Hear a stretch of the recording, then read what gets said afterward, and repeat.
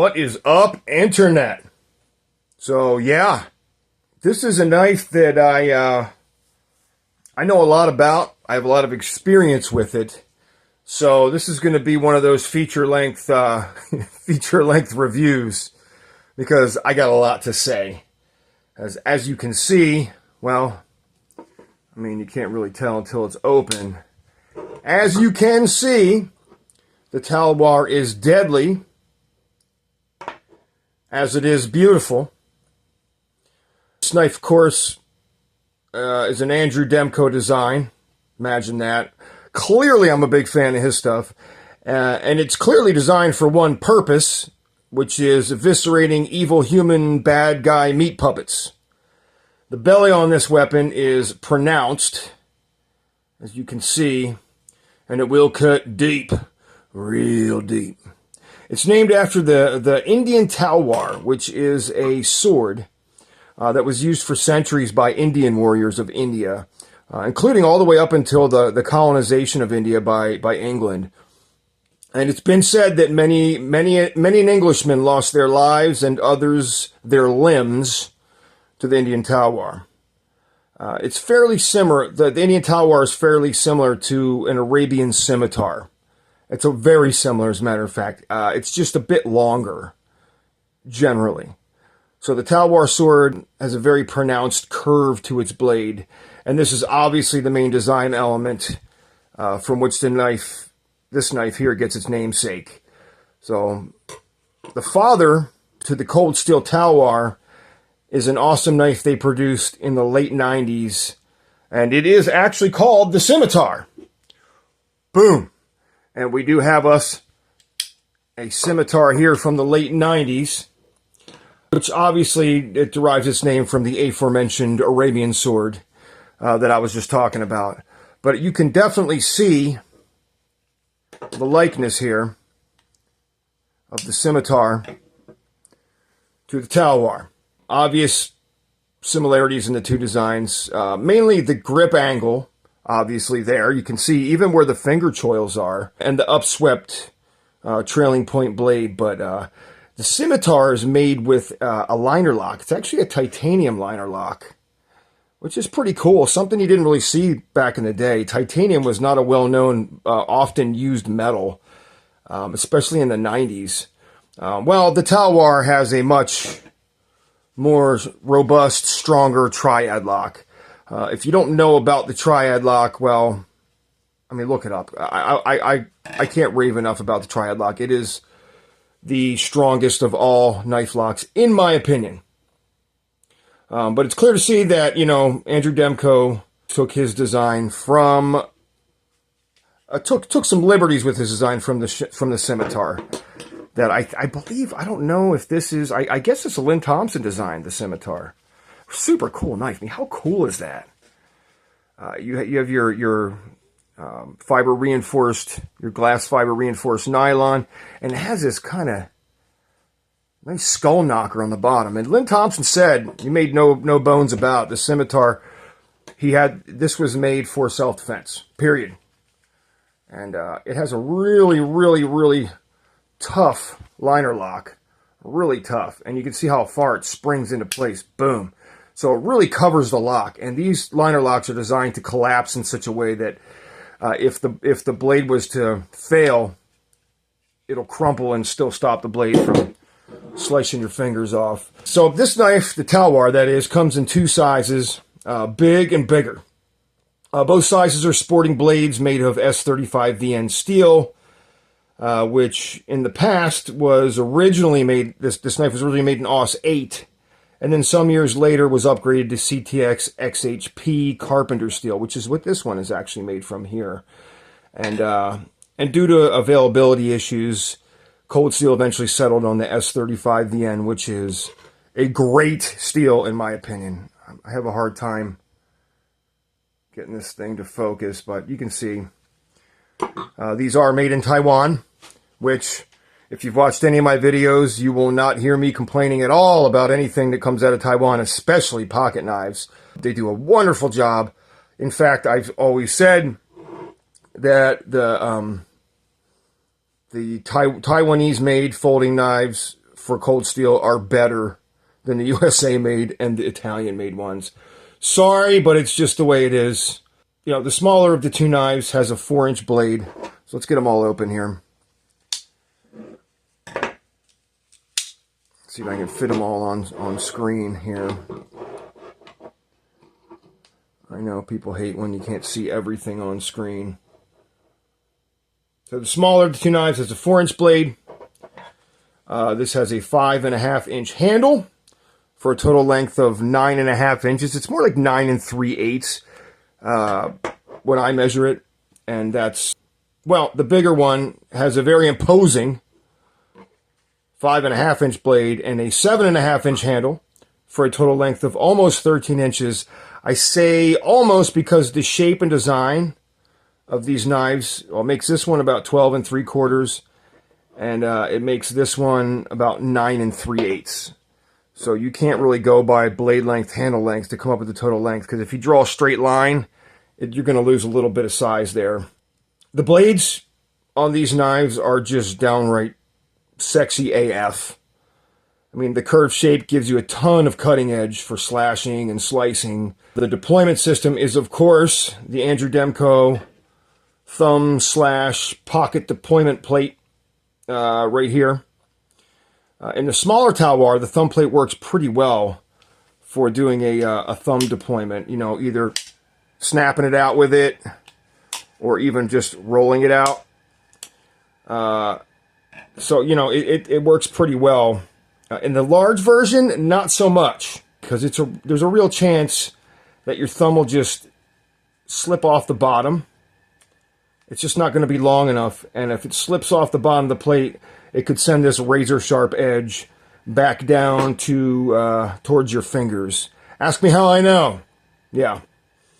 Even with some wrist flick action, you can kind of run the same risk. You can do it. I mean, you can snap it out, but yeah. I mean, I'm just the way it is. The blade retention on these XLs is very strong. A lot of blade retention. A lot of guillotine snapback to get your fingers. The blade retention, the smaller ones, not so strong. So the 4-inch blades can actually be deployed with a good old-fashioned wrist flick, which there's no chance you're doing that with the large size Talwar. It's just not going to happen. You can hear that lock. I love that noise. God, it's just the snap of a triad lock. It just lets you know. Sounds real good on the big guys. Snap! Just lets you know that that thing's locked up like a bank vault. God, I hate when people say it locks up like a bank vault. But I just said it, of course. Sorry. So, you know, all that being said, the thumb plate does work excellent for pocket deployment, no matter which size that you're using. The fairly straight-ish spine on these blades makes it kind of an unobscured pathway for your pocket hem to glide straight up to the plate for an almost, I mean, really an almost perfect deployment every time. It's kind of rare. A lot of pocket deployment systems, you can't really say that about. But this one, it works significantly well. It doesn't matter what kind of pants you're wearing. A lot of knives, it's highly dependent on whether you're wearing jeans or cargo pants or sweatpants. In general, I can get these to deploy from just about any type of pants. They can bunch up. You can get, like, if you're wearing some thin, gym shorts or basketball shorts, it can kind of get jammed up in there. And there has been times when I've gone to deploy it and it sort of gets snagged up. So just, be cognizant of that. So the fact that this is such a solid deployment system is one of the many reasons, personally, that I've chosen the Talwar as my self-defense carry knife so many times for so many years. I have really enjoyed carrying this knife, and I have carried it a lot. Mostly the larger size, but I have carried the small size as well. I like the small size when I'm wearing shorts. Or, we'll go over some other possibilities of uses for the small size, but we'll get into that in a little bit. Some people say that the Talwar is not going to make a very good stabbing weapon, right? due to the fact that the point is so much higher than the center of the knife. Usually they say you want the point to be, right where the center of the knife is, which in my mind is just silly. If anything, the position of the tip is going to create a bigger wound during penetration due to the big belly below it. I mean, you're going to penetrate in and it's just going to, as you're pushing, it's just going to slide in and cut. Besides, anyone who knows anything about knife fighting knows that stabbing exposes your arm to the enemy, which means that you're now also close to your enemy. This gives them an opportunity to deliver a stab or a slash back at you. And quick slashes are what you want. Hopefully, just to disarm your opponent by disabling their hands and fingers, maybe cutting the tendons, maybe lopping a finger off, maybe slicing their arm wide open so that the tendons are cut so they can't fight anymore, and hopefully not taking a human life. But yes, Lynn Thompson, as portly and old as he is now these days, you got to see him move, man. He can really move with a knife. I've seen him spar in some videos, and the man can get that bulk moving, and he really knows what he's talking about. And he has said multiple times, I've watched everything I could possibly watch of his, that you want to go for slashes. You want to go for slashes to minimize exposure. You want to keep moving and keep slashing. And when someone comes in with you with a weapon, you slash at their hand on that weapon. And that's basically the principle, and I like it. I think it's a pretty solid principle. But if you do have to stab someone deep and are trying to put the lights out on them, then you certainly have a really capable blade here for that. Maybe I told this story before, but, there was a Walmart near near where I live that a man just decided to go crazy. He took his sister's pistol out of her glove box when she wasn't looking. They went into Walmart shopping, and he decided to just start shooting people in the legs while they were in line checking out. And that's the kind of thing. You might not be able to pull your gun and just put, rounds through the guy to stop him because you hit innocent bystanders. In that case, a large knife like this might be what you need. Maybe you can't use your gun for whatever reason. So the handle is on these is basic. It's that basic modified pistol grip style that you see on a lot of the Cold Steel, especially the larger Cold Steel knives. So the big front finger groove will serve to keep your hand from slipping forward onto the blade when you're stabbing or whatever, or cutting. The other finger grooves combined with the G10 scales will help keep the knife firmly in your hand as well. Both sides of these knives allow you to choke back on the handle to give you more reach. And reach is obviously a big benefit when you're trying to keep your distance from any threat. Obviously, the larger knife gives you much better reach than the smaller knife does. But these 4-inch blades, they look tiny next to these monsters, but these are pretty large knives compared to most. As you can see, I can grab it here, and I can actually get my fourth finger on the rear of this and still get a really solid grip. Whereas if you do the same thing with this knife, look at that. That's called reach right there, folks. So the ergonomics on these knives are just friggin' awesome. I mean, all the different hand positions you can do. Obviously, I showed you. You can choke up, choke down, reverse grip, gas station knife fighting grip. Amazing. This, not so much. If you're doing the Michael Myers stab grip, I mean, my hands are XL 1.5s, meaning they're not double XLs, they're not XLs, they're in between. These are double XL gloves, and they're a little bit loose, but XLs are a little too small. So, I mean, I guess on this knife it would be fine if you wanted to do the Michael Myers. But that's, kind of a dipshit way to use a knife in the first place. But other than that, just in general, the ergonomics are so good. These knives, they just feel right. I don't know. Cold Steel really has a way of, if you can't tell by now, I'm a huge Cold Steel fan. Cold Steel really just has a way of really making handles on knives super ergonomic. The pocket clips, they're not, the pocket clips are very classic Cold Steel, very strong with excellent retention. A lot of people complain they want a knife to just slip right in and out of the pocket easy. I get it for ease of use and retrieval, but I have sat down with knives like that on couches and put my feet up, you know, on a lazy boy and had knives slip right out of my pocket. I have lost knives and multi-tools, as a matter of fact, because of clips that just don't grip the shit out of my pocket. Cold Steel is really known for that. The retention is important for me, maybe not for you, but if I spend the money that I'm going to spend on a knife like this, I don't want to just lose it, you know, on a train or a bus or on somebody else's couch and it just disappears. Or worse, it slips out of my pocket onto my couch and one of my small children gets a hold of it. I don't want that. So for me, I enjoy having really, really tight clips. If you don't, well, then whatever, that's you. Then there is the triad lock. I explain this every time.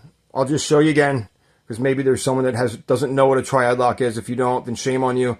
See that pin right there? That stop pin? This is your typical lock back, right? With the exception, instead of the lock bar locking up against the I guess the tang of the blade, you'd call it, the lock bar locks up against the stop pin, and the blade has a notch in it here, as you can see, that goes right into the stop pin, and boom. What you have is essentially the strongest pocket knife lock ever made in human history. Go watch the videos. They hang like hundreds of pounds off these, put incredible amounts of pressure on them, and they are pretty much unmatched, with the exception of the Atlas lock, which can technically hold more weight. It can hold more weight, but it can't. It's not as durable as this. And I mean, these things, these large knives hold like some ridiculous shit, like 800 pounds. So yeah, you're really not going to need. I mean, these are not coming loose. These are essentially fixed blades once they're locked. So yeah, triad lock, awesome. My favorite lock. Yeah, it's not the most fidgety lock. You're not going to be going and flipping your knife back and forth, but you can sort of fidget with these. You know, you can drop it, do the old drop onto the finger like this. You can see the blade doesn't hit. Most Cold Steels, you can do that. Yeah, but these knives aren't made for fidgeting. These aren't little flippy pocket knives. So, you know, just be happy you have the world's strongest lock on some of the world's best heat-treated steel, on one of the most beautiful, sexiest, mostest, awesomest knives. So, the Talwar is yet another icon in the knife world. It was discontinued by Lynn Thompson's Cold Steel back in the day. I don't know when, I can't remember what the year is, but when GSM acquired the company from Lynn Thompson, they put out a poll of sorts to all the Cold Steel fanboys out there of, you know, what discontinued models would you like to see back on the production line? And I believe that the Talwar was the most requested. So that just goes to show you how much everybody wanted and appreciated this knife. So, all right, well, let's talk about the RLA, the real-life applications of this knife. Let's start with the obvious, self-defense, right? Yeah, we've already gone through the reasons why this knife, especially the serrated versions, pretty much better through everything, because what you have is a sort of mini chainsaw, as Lynn Thompson likes to call it, and as you're pulling through the cut, it's going cut, and it's just cutting deeper. I believe that serrated blades are known to cut 3 times deeper, and they won't glance off of things, certain materials. Leather coats are a big one. You know, no matter how sharp you get a regular blade, it can glance off things, and you want a little bit of bite in all of your blades if they're for self-defense. And serrated definitely gives you some bite. So more RLAs. How about just a regular old EDC knife? Yeah, I've done it many times, but only with the 4-inch model. And definitely not the serrated ones. Serrations just get in the way of when you're doing like everyday EDC tasks, at least in my opinion. I save them, like I said, strictly for bad guys. So yeah, EDC, sure. Yeah, this makes a great EDC knife. It's great on, you know, cutting apples and opening packages and doing all the basic EDC tasks. And 4-inch blade is, in my mind, perfect. I mean, that is kind of the perfect EDC size. So cutting apples kind of brings us to the next one. How about kitchen knife? Yes. Yes, I have used the XL non-serrated Talwar for just straight up full-blown kitchen work, and it was absolutely awesome. It cuts everything amazingly well. Vegetables, meats, fruits, everything. Really, really good kitchen knife. You can get down, you can see here that your knuckles are above the belly of the blade when you're cutting. So you can do the old like rocker cut to cut things. What else? I cut pizza slices with it. Yes, very, very awesome sort of emergency kitchen knife. How about camping / survival? Well, not really. I mean, it certainly could take on that role in a pinch, but it's not going to be my first choice or my second choice or even my third choice. But yeah, I mean, you know, of course, it would certainly be better than, than a lot of other knives. It's sharp, it's good steel, it's got a nice slicey blade. So you could, just, you wouldn't pick a knife like that. You'd be better off using the 4 Max, 5 Max. I would say something with a drop point blade, but that's just me. How about, it kind of goes along with camping survival, a shit hits the fan knife, an apocalypse type knife. Well, I would say, normally I'd say no, like I would with camping and survival, but you'd be really surprised how tough these knives really are just a badass self-defense knife. Serrated blades cut deeper. The non-serrated blades, they cut better through clothing, jackets.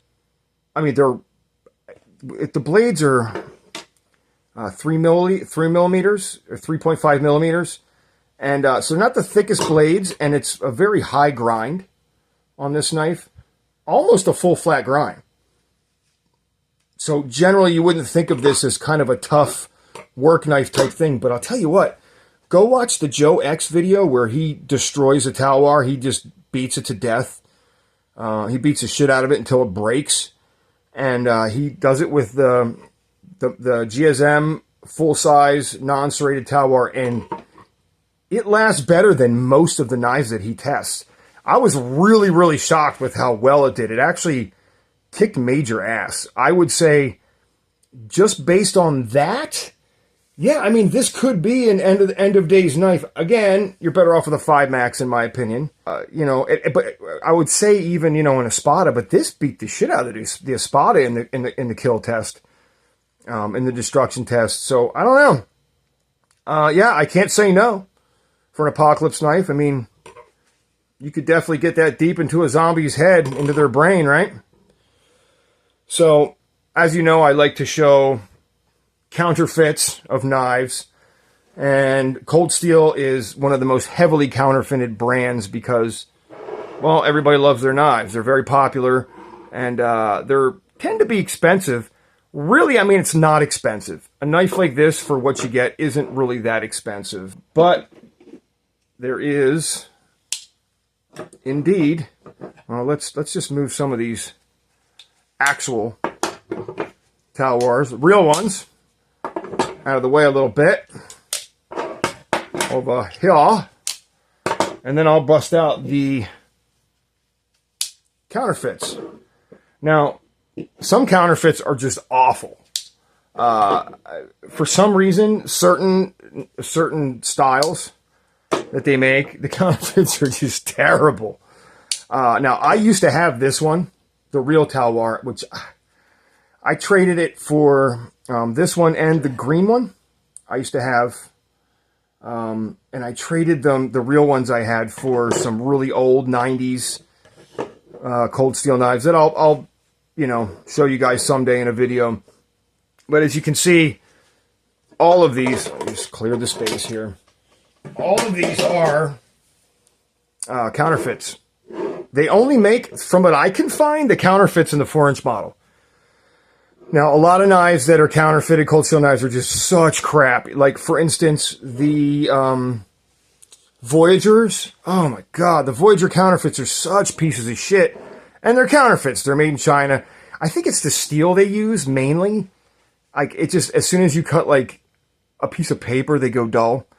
And I think it's different companies are counterfeiting different blades, and that really matters. Another one that's so bad, and I've never found a good counterfeit of it, and I've tried, is the Cold Steel Immortal. Oh my God, those counterfeits are so bad. They're just such crap. The steel is such crap. The lock mechanisms are just awful. And then you have some that are good. You know, I got the counterfeit, the Mayhems, the Counterfeit Mayhem. They were pretty awesome. The locks were super strong. They came super sharp. I didn't really test the steel out, so I can't tell you how well it would hold up. But for a self-defense knife, I mean, whatever. So these, I'm assuming I've only ever seen this type of counterfeit for the Talwar. I'm going to go ahead and assume that only one factory is making them. And they are indeed using 8CR 13 MOV steel for these knives. I mean, they lie on them and they say that they're XHP, which these are not XHP, I promise you that. But they're actually pretty good steel. And the lock mechanisms are really good on them. I've taken them apart and looked. They're, I mean, more or less identical. The lock bars the finish on stuff isn't quite as good. The G10 is different on these as well. It's a lot smoother. And I just kind of like it. I took my old ones, my old blue one, and I sanded it down to be very similar to this. And that's pretty much what this is like. It's like if you took the old style G10, which is the really rough stuff like this, and sanded it down. This is what you basically would get. But these are actually, I mean, I don't have anything really bad to say about them except that they're counterfeits, and it's a dickhead move to counterfeit other people's shit. You know what I mean?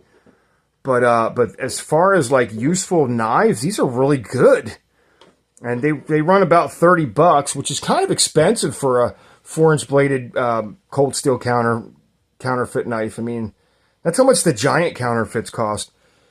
They do not counterfeit, like I said, the big ones, just the 4-inch model. And they make all the old colors that you used to be able to get when they had CTS XHP steel.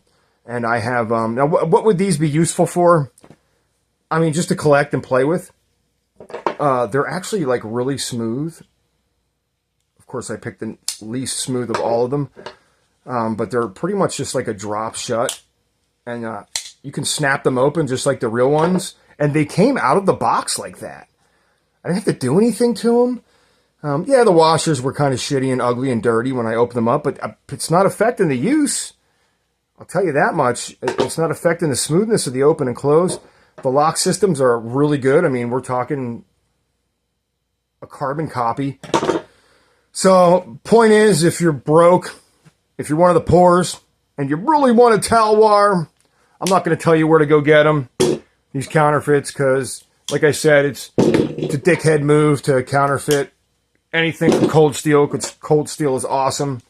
But here I am with like a huge collection. I'm actually buying them, so I guess I'm part of the problem.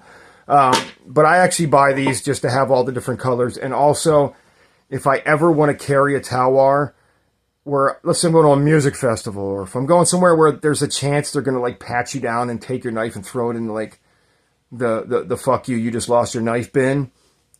Would I be super upset if they took this and threw in the bin? No. Would I be super upset if they took my real Talwar and threw in the bin? Yeah, I'd be pissed. I'd be real pissed. So, there is such counterfeits. Like I said, I'm not going to tell you where to get them. If you can't find them yourself, well, too bad. Go buy a real Talwar. I do recommend that you buy the real thing before you buy any counterfeits. Generally, I'll buy a counterfeit just to see.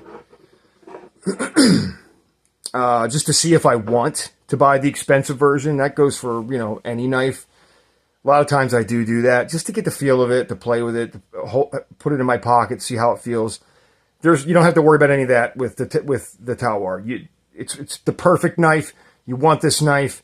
You don't need to buy a fake to see if you're going to like it. You're going to like it. There's no doubt in my mind. This knife is friggin' awesome. So the Talwar is badass. It's a super deadly knife. If you don't have one, then you're missing out. I mean, it's that simple. It may just become your favorite knife like it did for me. This was my favorite knife for a long time. I carried this knife every day. And the one I carried is this one. I carried this knife every day for most of 2024. It's the perfect self-defense knife. Stabby with the serrations. I mean, you're going to cut so deep with that belly with those serrations, with the reach. Just an amazing knife. Super tough and durable. Lightweight. These things are not heavy. You know, I didn't even get into the weight. Let's check it out. Let's see what the difference is here. I know, this scale is so dirty. I apologize, man. It's like, that's why I wear gloves, because my hands are all jacked up too. I hate putting jacked up things in front of the camera. So, 8 ounces. I mean, just over 8.5 ounces. That's not bad, man. That is not bad for a knife this big. I mean, there's knives smaller than that weigh over 10 ounces. This is the modern day 4-inch, 5 ounces dead on. Okay. Which is about right for a lightweight 4-inch bladed knife with a big handle. Most 4-inch bladed knives with a big handle are going to weigh 6 to 7 at least, usually at least 6. Now this is the discontinued CTX serrated. They don't make this anymore. They haven't made it for years. I wonder if it's different. Yeah, 4 3/4. It's a little bit lighter. That's interesting. Makes me wonder why. It looks like the G10's a little bit thinner, huh? Really hard to tell, but I can see it from here. A little bit thinner. I like this G10 better. This is the old school G10 that's it's like sandpaper. It's super grippy. You'll see it in a lot of my videos, and they've sort of moved on with all of their G10 now is this like smoother texture that's reminiscent of your modern day Spyderco's. It's American G10. I know it comes from the US. That being said, it's pretty good. I'm not going to bitch about it. I'm not excited about it because I know that they could do better. And they have done. Some of their more modern knives are coming out with something that's a little bit in between these two. Not this rough, not this smooth, but somewhere in the middle. So yeah. The grip is different on them.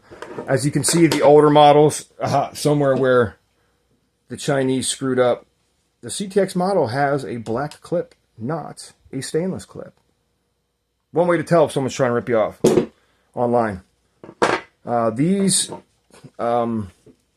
anyway, like I said, if you don't have one of these, you're definitely going to want to get one. The MSRP for the Big Daddies is $270, but you can usually get the XL non-serrated between $130, $140 or so on Amazon, and the serrated one, it's usually $10 or $15 more, which makes sense. It's an extra step in production that they have to do. So I could see that. Now the 4-inch model, for some reason, is a little bit more expensive. Usually somewhere between $160 and $170. But it's still cheaper than all the knife, than you're going to find any of these on all the knife websites out there. I'm not going to name any, but you know what I mean. These are Amazon prices I'm giving you here. As of now, which is early January 2025.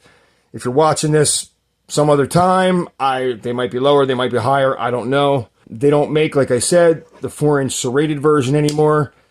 They're tough to find. People have them on eBay, generally well over $200, usually somewhere around $250. They can only be found in AUS 8 steel and CTS XHP. This one is CTS XHP. This one is actually from Lynn Thompson's personal collection. I guess whenever they'd make a knife, Lynn Thompson would take a certain amount of them for himself. I don't know, maybe sometimes it was a crate, sometimes it was a pallet, sometimes it was a case, and sometimes it was just 1 or 2 knives. And I have bought knives directly from his collection before. You might have seen them in my other videos. But this model is from this specific knife is directly from his collection. And it did come with a certificate of authenticity that is serial numbered with Lynn Thompson's signature on it. Yeah, and I'll put all the links to all the versions in the description below, including the serrated 4-inch version that I was able to acquire from Lynn. I have a couple more of these, just a few more. I bought a handful of them, and they'll be from his personal collection.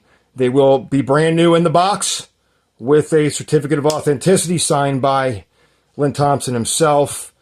And yeah, I only have a few of them. They'll be on the EDC Gear Guy page of Kaztak.com. So to wrap it up, in conclusion, you need to go get yourself a Talwar, like right now. If you get one, you are guaranteed to smile once you hold one of these bad boys in your hand. I appreciate you watching. Don't forget to like, thumbs up, or thumbs down if you don't like me. F you. Thumbs up, like, subscribe. Make sure you hit the notification bell so that you do not miss out on any more cool videos like this one. And we'll see you next time.